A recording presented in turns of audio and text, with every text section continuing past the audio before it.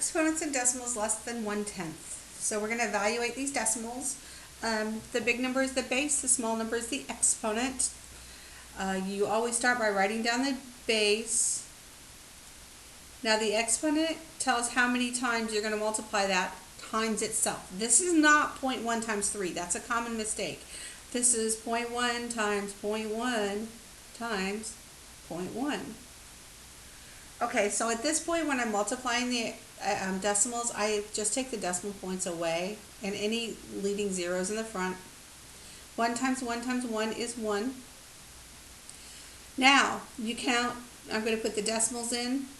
I'm going to actually write this here because I'm going to need to work with it. I have a total of 1, 2, 3 numbers after my decimal points. So I need 3 numbers after the decimal in my answer. But I only have 1 number. I only have a 1. So I need to start filling in zeros. Now with decimals, you fill in zeros at the beginning. So I need 2 more. And then I can put my decimal point. So you need a total of 3 numbers after the decimal, which is what I just did.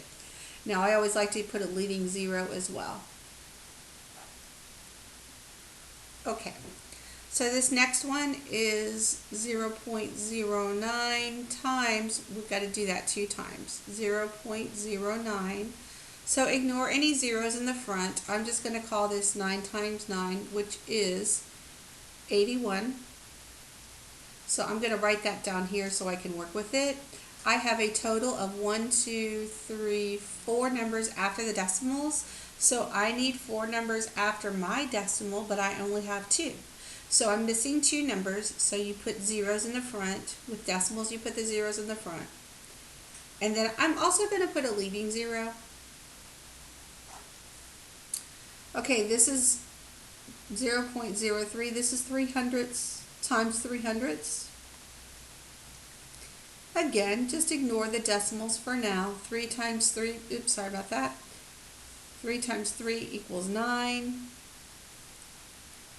I have 1, 2, 3, 4 numbers after my original decimal points, so I need 4 numbers, but I'm missing 3. So put 3 zeros, then your decimal, and I always like to put a leading zero if there's no number out front of the decimal.